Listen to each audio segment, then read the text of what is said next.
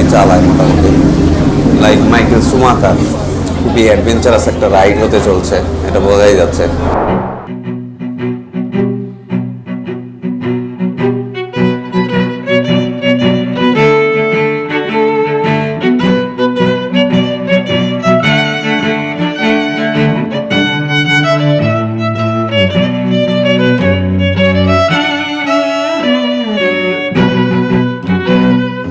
At last আমরা চলে এসেছি। কি নিশ্চয়ই জানতে ইচ্ছে করছে আমরা আসলে কোথায় এলাম? হ্যাঁ, আমরা বরাবরের মতো থাইল্যান্ডেই রয়েছি। আমরা থাইল্যান্ডের পাতায়ার ওয়াকিং স্ট্রিট থেকে একটা দ্বীপে চলে এসেছি। এখানকার পানি স্বচ্ছ নীল কালারের, আর আমি বর্তমানে একটা দোলনায় বসে রয়েছি। আর আশ্চর্যের বিষয় হচ্ছে এই দ্বীপে কিন্তু অনেক সবুজ শ্যামল পাহাড় রয়েছে, তার পাশাপাশি রয়েছে মনোমুগ্ধকর বীচ। আর বরাবরের মতো বিদেশি পর্যটকরাও এই বিচে প্রচুর পরিমাণে এসে ভিড় জমায়। আর বর্তমানে যেখানে কেউ আসে না, আমি সেখানে চলে এসেছি। সবাই ওই বিচ এরিয়াতে গোসল করে সময় কাটায়, তবে এইখানকার ভিউ অনেকটা ফুকেট ফুকেট একটা ভাইব রয়েছে। আসলে এই দ্বীপে কিভাবে আসা যায়, আসতে কত টাকা খরচ হয় এবং কি কি ঘুরে দেখা যায়, তা নিয়েই আমাদের আজকের এই ভিডিও। তাহলে চলুন না শুরু করি আজকের ভিডিও।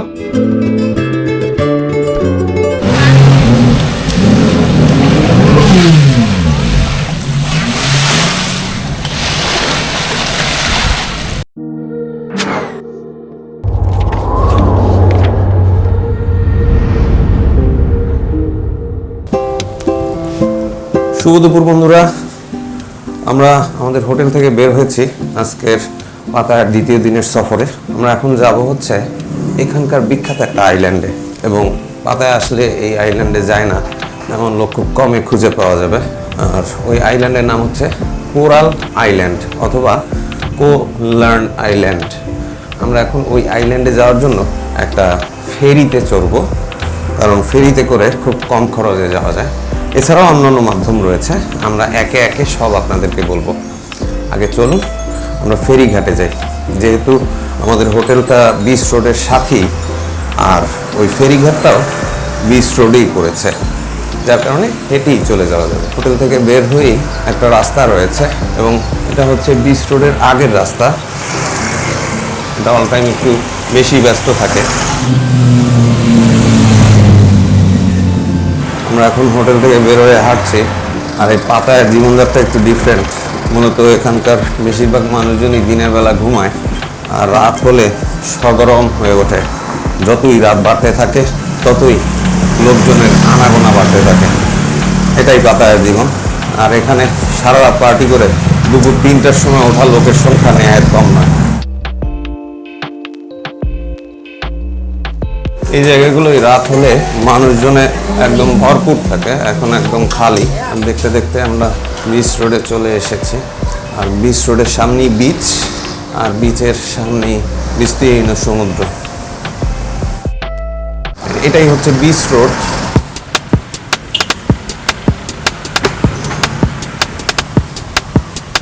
তবে এই বিচটা কিন্তু খুবই আকারে ছোট, একদম ছোট সাইজের। চমৎকার বিচ। খুব বেশি একটা মানুষকে দেখবেন না যে এখানে গোসল করছে বা ঝাপাঝাপি করছে। হাতে গোনা কিছু লোকজন, কিছু ছাতা রয়েছে। এটাই হচ্ছে বিখ্যাত পাতায়া বিচ। কিন্তু বিচ হিসাবে বলবো না বিশাল বড়, কিন্তু বড় না হলেও এটা কিন্তু খুবই সুন্দর, ছিমছাম। এবং এখানকার যে বালুগুলো রয়েছে বা স্যান্ড, এটাও কিন্তু খুব হেভি, যার কারণে পায়ের ভেতরে ঢুকে যায় না, খুব ইজিলি সেডিমেন্ট হয়ে যায়। খুবই চমৎকার বালুর কোয়ালিটি। এবং বালুর ভেতরে কিন্তু ভাঙা ভাঙা শেল রয়েছে, শামুক ঝিনুকের শেল। তার পাশাপাশি এই বীজটার সমস্যা হচ্ছে হুট করে কিন্তু অনেকখানি নেমে গিয়েছে, অর্থাৎ গভীরতা অনেক বেশি। এখানে নামা খুব একটা নিরাপদ নয়। খুব ভালো সাঁতারু না হলে না নামাটাই ভালো। তবে পানির কালার আপনাকে মুগ্ধ করবে, একদম ব্লুইশ ক্রিস্টাল ক্লিয়ার।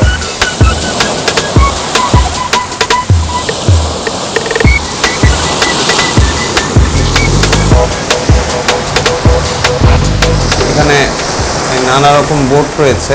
এই বোটে চেপে আপনারা ওই পোল্যান্ড আইল্যান্ডে যেতে পারবেন। আর দূরে কিন্তু এই পাতায়া সিটি লেখা রয়েছে। সমুদ্রের গর্জন বেড়ে গেল। আসলে আমাদেরকে জেটি ঘাটে যেতে হচ্ছে। এখন এই বিচ রোড থেকে সরাসরি যে ওয়াকিং স্ট্রিট রয়েছে ওই ওয়াকিং স্ট্রিট ধরে এখন আমরা হেঁটে যাব। এই হচ্ছে ওয়াকিং স্ট্রিট। দিনের বেলা ওয়াকিং স্ট্রিট একদম শুনশান নীরবতা। রাত হলেই এখানে কিন্তু নানা রকম ডিস্কো পার্টি, ডিজে পার্টি ইত্যাদি থাকে। আর দিনের বেলা একদম শুনশান নীরবতা, কিছুই নেই, সবাই ঘুমাচ্ছে, যেন একটা ঘুমন্ত নগর। আসলে এটা থাইল্যান্ড, এখানে নানা ধর্মের লোকজন আসে, যার কারণে তাদের জন্য নানা রকম এন্টারটেনমেন্টের ব্যবস্থা করা রয়েছে। এখানে আপনারা দুই পাশে যা দেখতে পাচ্ছেন বেশিরভাগই হচ্ছে ডিস্কো, বার, নাচ গান, মদ, যত ধরনের নাজায়েজ কাজকর্ম আছে সব কিছুর আসর এখানে বসে। এদিক দিয়ে হেঁটে যেতে আমাদের প্রায় 8 মিনিট সময় লাগবে জেটি ঘাটে পৌঁছাতে।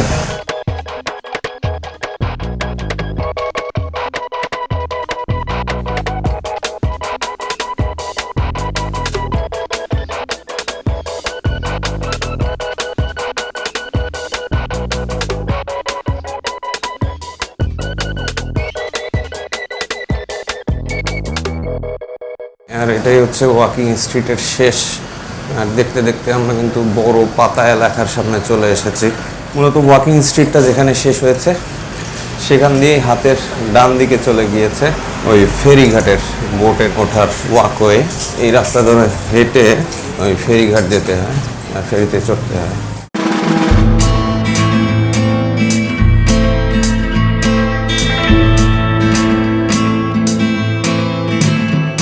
দেখি কোথা থেকে টিকিট কাটতে হয় সেটা জানার চেষ্টা করি।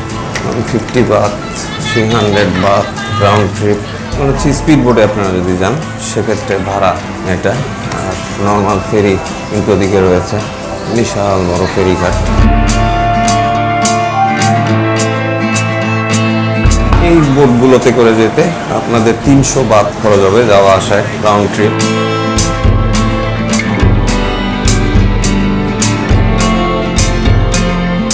তবে আমরা ফেরিতে যাব, কারণ ওই ফেরির ভাড়া আরো অনেক কম। মোটামুটি 10 মিনিট জেটি ঘাট ধরে হাঁটার পরে আমরা ওই ফেরির কাছাকাছি চলে এসেছি। আর একটা ফেরি চলেও এসেছে। দেখি নেক্সট ফেরি কয়টায়, আমরা নেক্সট ফেরিতে চলবো। আসলে আপনারা এগুলাকে ফেরি না বলে কাঠের লঞ্চ বলতে পারেন। এক হিসাবে ঠিকই আছে, ইংরেজি নাম তো ফেরি।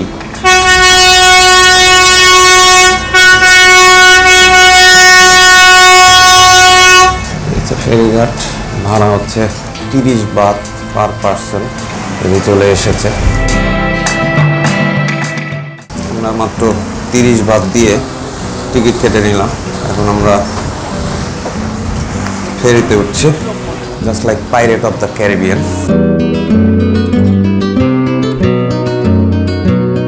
Nice cat.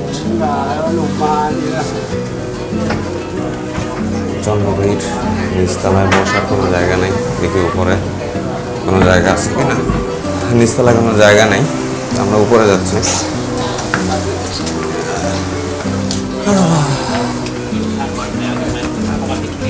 Last, I got a seat.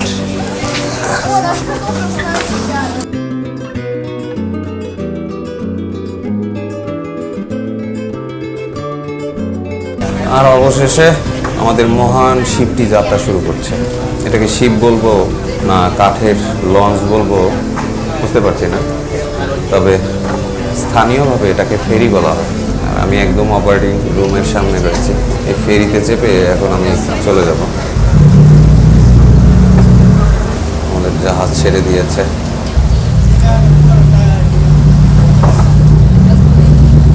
ড্রাইভিংটাও খুব চমৎকার, গাড়ির মতোই চালায় মোটামুটি, লাইক মাইকেল সুমাকার একটা গাড়ি স্টাইলে চালাচ্ছে। খুবই অ্যাডভেঞ্চারাস একটা রাইড হতে চলছে, এটা বোঝাই যাচ্ছে। আর সবচেয়ে মজার ব্যাপার হচ্ছে এনভায়রনমেন্ট, সো কুল। প্রচণ্ড ঠান্ডা, চমৎকার একটা ফুরফুরে বাতাস। আর আমার পেছনে কিন্তু পাতায়া শহর।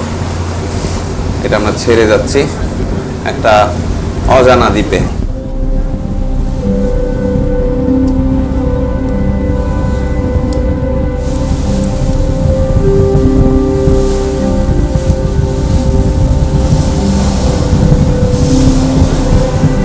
বেশ এক্সাইটিং একটা যাত্রা, খুব ভালোই ঢেউ রয়েছে সমুদ্রে।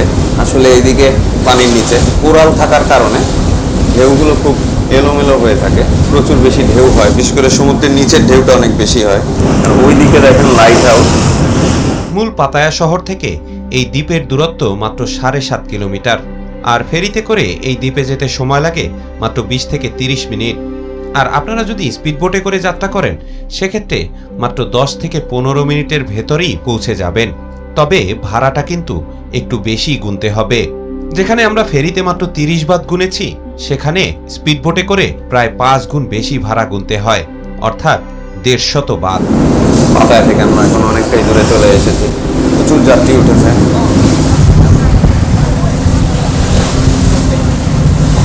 আর ওই যে কোরাল আইল্যান্ড, বলতে গেলে হেঁটেই আসা যায়, ভালোই ঢেউ হচ্ছে। এদিক থেকে শহরের ভিউটা খুব চমৎকার দেখা যাচ্ছে, সমুদ্র খুবই উত্তাল।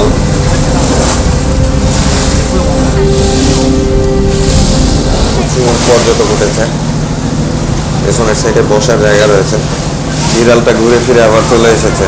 আপনাদেরকে ভেতরের ডেকটা একটু ঘুরে দেখাই, প্রচন্ড ঢেউ।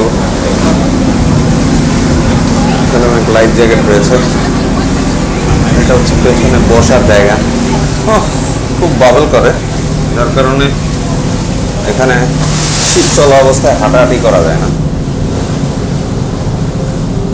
এখন কিন্তু দূর থেকে পুরো পাতায়া শহরটা দেখা যাচ্ছে। আসলে এই কোরাল আইল্যান্ডটাও খুব ছোট দ্বীপ নয়, আকারে বেশ বড়ই। আর দ্বীপের দুই দিকে দুটো ঘাট রয়েছে। আমরা মূলত 1 নম্বর ঘাটে যাব। অবশ্য দুই দিকেই আপনারা সি বিচ পাবেন, পাশাপাশি অনেক থাকার মতো হোটেলও পাবেন। তবে এখানে যেসব হোটেল রয়েছে সেগুলো অনেক এক্সপেন্সিভ। আমরা শুধু দ্বীপটা ঘুরে আবার চলে আসবো আজকেই।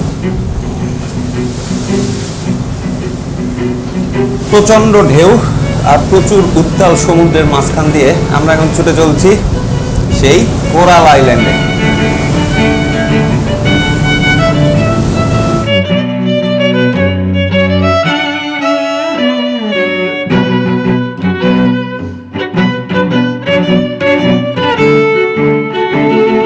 চমৎকার আইল্যান্ডের কাছাকাছি চলে এসেছে। এটা মাঝখানের একটা অংশ, এখানে সাধারণত কোনো পর্যটক আসে না। যদি ব্যক্তিগত কোনো ট্রান্সপোর্ট নিয়ে কেউ আসে সেটা ভিন্ন কথা। প্রচণ্ড ঢেউ এবং খুবই ভয়ানক একটা যাত্রা ছিল। আসলে ভয়ানক নয়, এক্সাইটিং। প্রায় 20 মিনিটের মতো যাত্রা করার শেষে আমরা কিন্তু ঘাটে চলে এসেছি। অলরেডি যাত্রীরা নামার জন্য এসে হাজির। บอกแทนเลยพูดคุยคนมันบอกผมประมาณ5,000เดี๋ยวไม่รับเรือแทนมันด้วย জেটিতে অনেকেই মাছ ধরছে, সবাই নামার জন্য রেডি।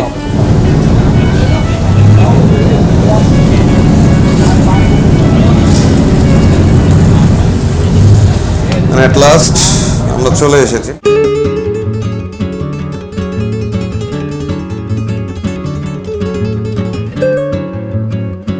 এবারে চলুন ধীরে ধীরে এই দ্বীপটা এক্সপ্লোর করি।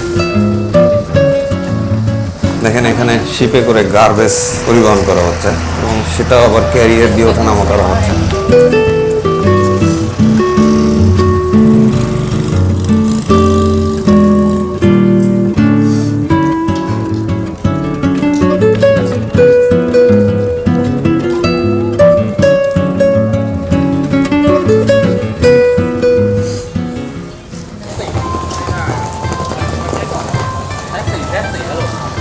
এই দ্বীপে ঢোকার শুরুতেই বেশ কিছু স্কুটি ড্রাইভার আপনাদের চোখে পড়বে।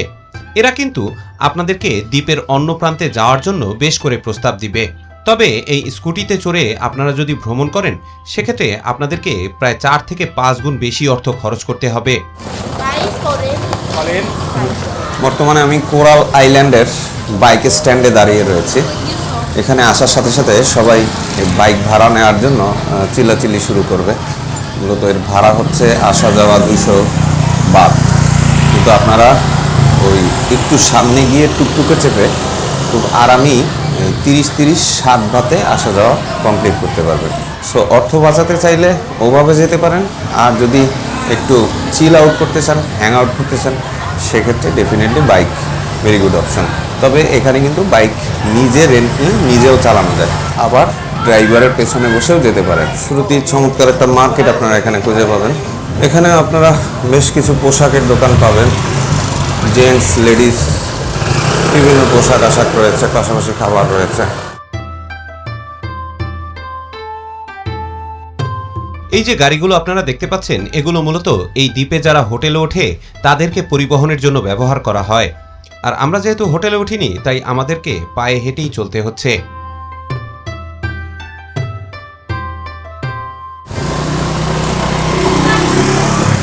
এদিকে বেশ কিছু থাকার হোটেল রয়েছে।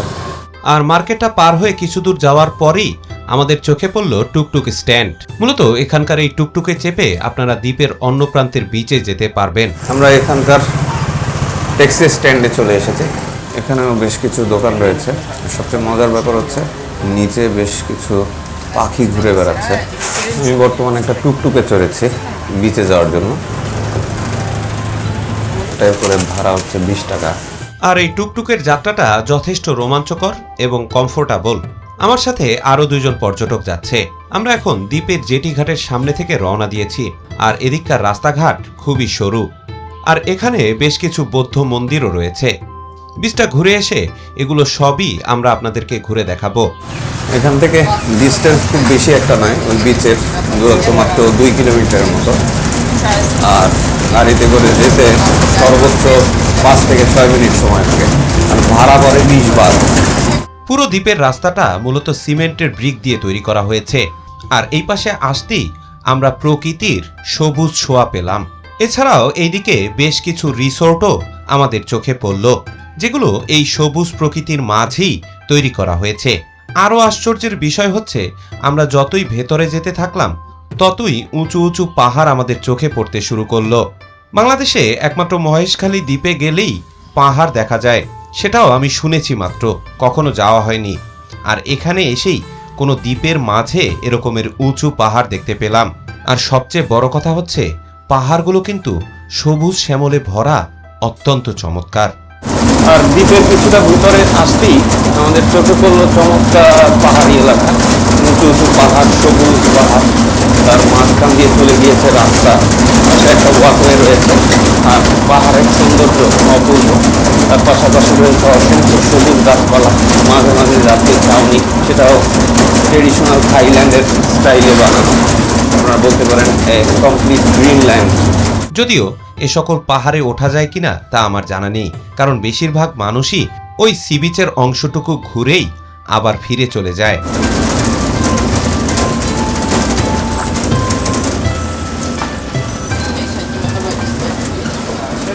দেখতে দেখতে আমরা কিন্তু চলে এসেছি, আর অবশেষে আমরা বিচে চলে এসেছি। এই কোল্যান্ড আইল্যান্ডের বিচে চলে এসেছি।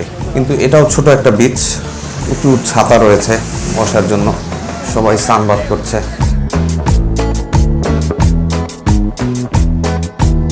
বিশাল এলাকা নিয়ে এই বিচটা, এখানকার বালু দেখেন খুবই চমৎকার। সবাই এখানে গোসলের জন্য নেমেছে। চমৎকার কিছু রক রয়েছে, চমৎকার সানি ওয়েদার।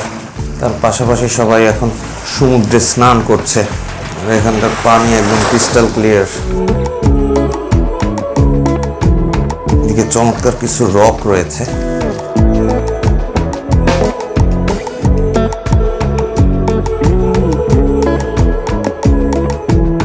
বাচ্চারা গোসল করছে, স্কুবা ডাইভ দিচ্ছে।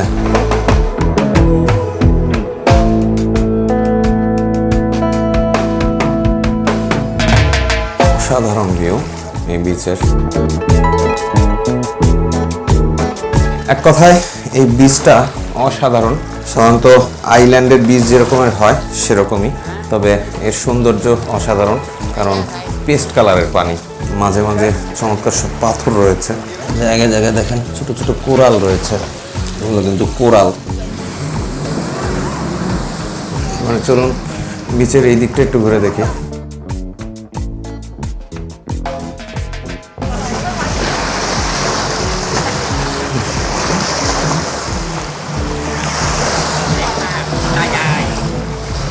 আর এখানে আপনারা যে সকল স্পিডবোট দেখতে পাচ্ছেন এগুলো মূলত পাতায়া সিটি থেকে যাত্রীদেরকে এখানে এনে নামিয়ে দিয়েছে। মূলত এই আইল্যান্ড টাইপের বিচগুলোতে এই স্পিডবোটগুলো এভাবেই যাত্রীদেরকে একেবারে বিচের কাছে নামিয়ে দেয়। একটা কুকুর ঘুরে বেড়াচ্ছে। নিচের এই পার্টটাও খুব সুন্দর। এখানে জেট স্কি রয়েছে, আপনারা চাইলে এগুলোতে ঘুরতে পারেন। এই বিচে আপনারা চাইলে জেট স্কিতেও চড়তে পারেন, তবে সেক্ষেত্রে আপনাদের খরচ পড়বে প্রায় 1300 বাত আর ঘুরিয়ে দেখাবে প্রায় আধা ঘন্টার মতো সময়। একটু বেশি এক্সাইটমেন্টের জন্য এই জেট স্কিটা আসলেই অসাধারণ। নিচের পরিবেশ খুবই সুন্দর, মাঝে মাঝে গাছ রয়েছে, গাছের নিচে চেয়ার টেবিল করা রয়েছে। বেশিরভাগ বিদেশিরাই এখানে সারা দিনের জন্য বেড়াতে আসে, আর তাদের এখানে আসার মূল উদ্দেশ্য হলো রিল্যাক্স করা। আর রিল্যাক্সিং এর জন্য যত ধরনের উপকরণ দরকার হয় তার সবগুলোই তারা আস্বাদন করে, এবং বিদেশিরা আমাদের দেশের মানুষের তুলনায় অনেক বেশি অ্যাক্টিভিটি করে থাকে। এই যেমন তারা নিয়ম করে এই সমুদ্রের ভেতরে গোসল করবেই, তার পাশাপাশি জেটস্কি থেকে শুরু করে সব ধরনের আইটেমই তারা ট্রাই করবে। পাশাপাশি তারা সানবাথ করবে এবং দুপুর বেলাতে তারা বেঞ্চের উপরে শুয়ে কাটাবে। পক্ষান্তরে বাংলাদেশ থেকে যারা বেড়াতে যায় তারা অনেকটা কম অ্যাক্টিভিটি করে থাকে, আর এটা মূলত দুই কারণে। অনেক ক্ষেত্রে টাকা পয়সার অভাবে, আবার অনেক ক্ষেত্রে এমন একটা বয়সে তারা ঘুরতে যায় যে তাদের এই সকল করার আর কোনো মন মানসিকতাই থাকে না। আর যেই বয়সটা এন্টারটেইনমেন্ট করার, সেই বয়সে আসলে মানুষের হাতে ওই পরিমাণ টাকা থাকে না যে তারা থাইল্যান্ডের মতো একটা জায়গায় ঘুরতে আসবে। কারণ স্টুডেন্ট লাইফে আমাদের দেশের মানুষের খুব বেশি একটা টাকা থাকে না। পক্ষান্তরে বিদেশিরা স্টুডেন্ট লাইফই পৃথিবীর অর্ধেক দেশ ঘুরে ফেলে। এর কারণ হলো তাদের দেশে প্রচুর পরিমাণের অড জব করার সুযোগ রয়েছে, যেটা আমাদের দেশে বলতে গেলে অনেকটাই সম্ভব নয়।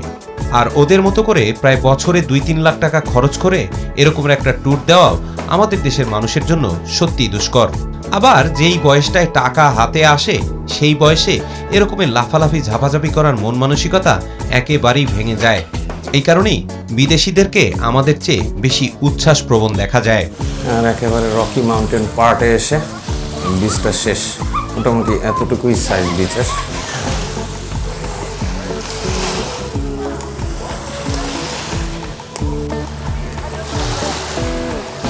বিচ গেম,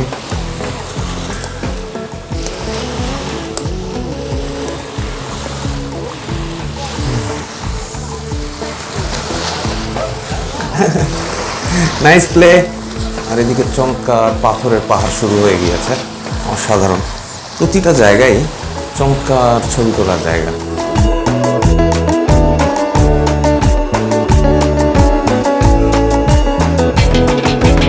এখানে কে যেন আঙ্গুর ফেলে রেখে গেছে। মোটামুটি এতটুকুই বিচের সাইজ।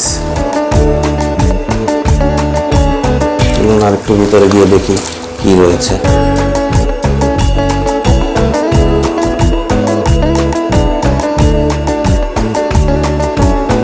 রকি জোন, অসাধারণ।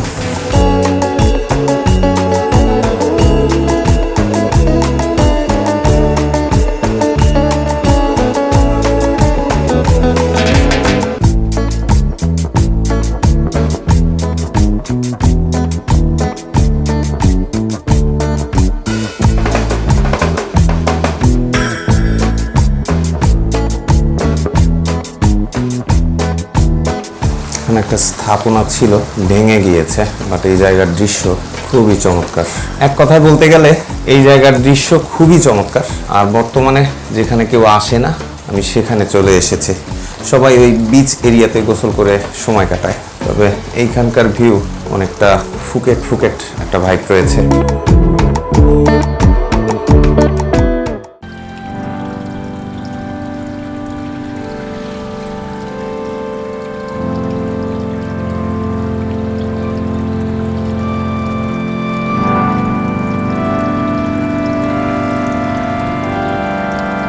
এখানে কিন্তু জায়গায় জায়গায় দোলনা রয়েছে, আর পেছনে চেয়ার রয়েছে। ওই চেয়ারে বসতে হলে সারাদিনের জন্য আপনাকে 100 বাত গুনতে হবে।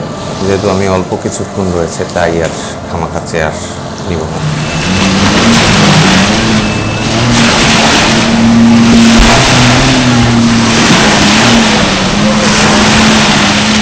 আপনাদেরকে এই জেট স্কিতে চড়ার জন্য 1300 বাদ গুনতে হবে।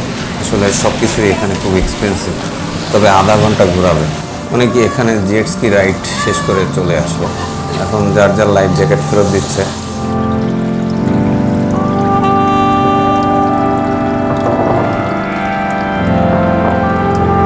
এখানকার পানি স্বচ্ছ নীল কালারের, সবাই কিন্তু বসে বসে এখন সমুদ্র স্নান করছে। আর আমি বর্তমানে একটা দোলনায় বসে রয়েছি, গাছের নিচে ঝোলানো, যেখান থেকে দৃশ্যপট খুবই অদ্ভুত এবং বিচিত্র।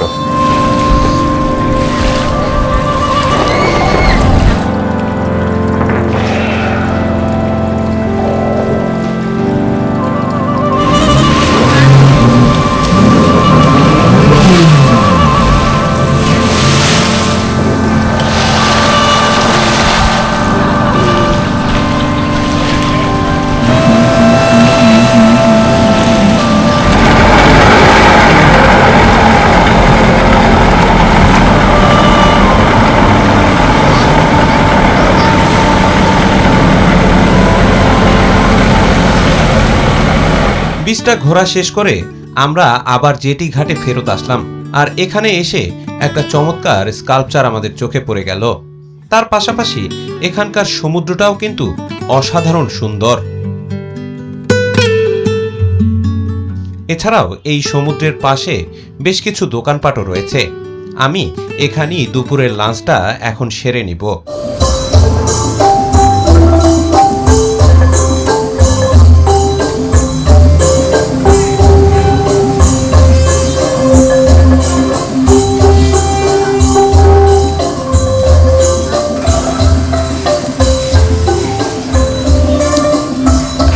এখানে আপনারা বেশ কিছু ফ্রুটস পাবেন।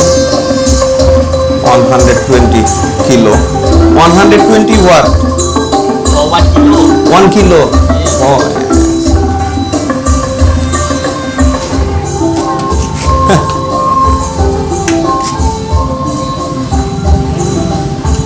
লিটল পাপি গেট অ্যাংরি।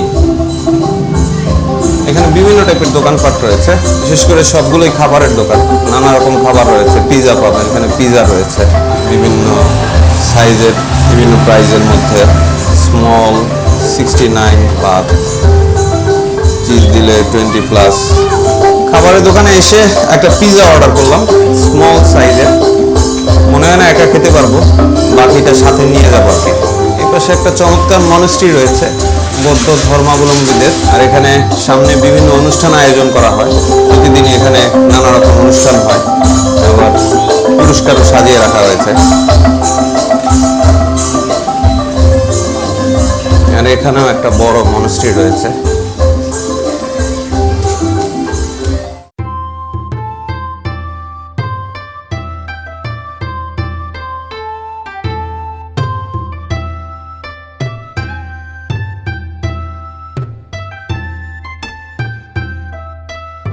খুবই চমৎকার করে মনস্ট্রিটা তৈরি করা হয়েছে।